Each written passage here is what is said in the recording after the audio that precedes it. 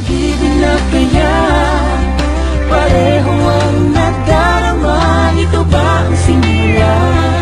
Pagkatararamdaman, pag-ibig ating natagpuan.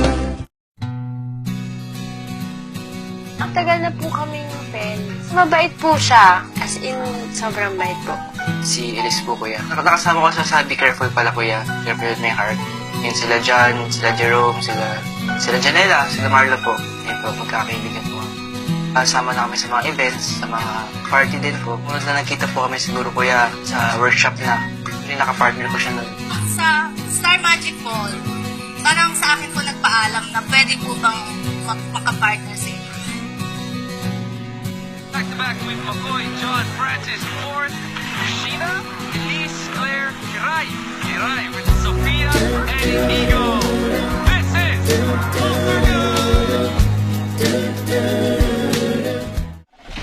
Pinoy Big Brother Lucky Season 7 ngayong July 11 na.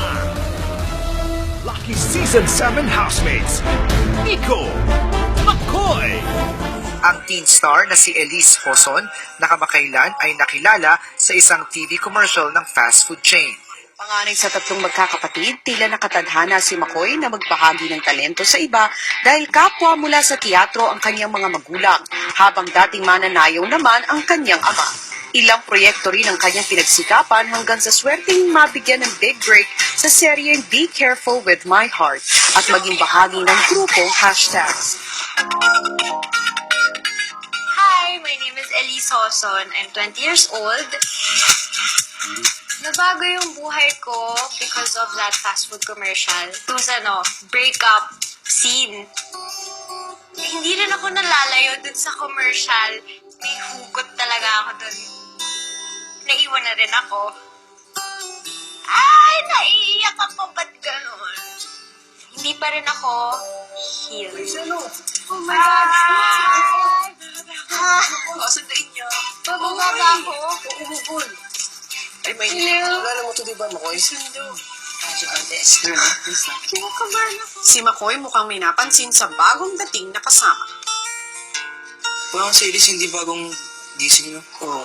Nakamupo na kasi siya. Sinigot mo nun? Sino yung inisip mo yung ginagawa mo? In life. Nangyari na sa totoong buhay yun. Totoong buhay. Panalo ka dun. Panalo. Salamat. Tsaka panalo rin yata yun. Sama-sama yun. Hindi lang isa. Tingnan mo, marami. Sama-sama. Sige, isa-isahin mo sa akin.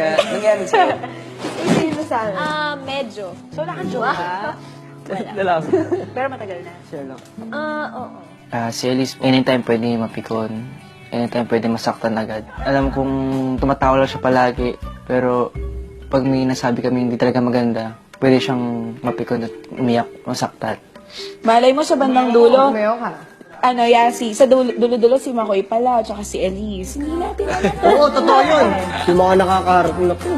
Tayo-tayo lang nandito. For sure, di ba? pala. Malay mo si Elise pala, tsaka si Makoy. Kinagabihan, may request si Elise kay Kuya. Kuya, Ano yun? pwede po bang makahingi ng suklay? Bakit hindi ka nakapagdala ng suklay? Hindi po, kuya eh. Siyempre, kuya, feeling ko kailangan ko magsuklay dito. Gamitin mo kung meron kayo dyan. Okay, kuya. Thank you po.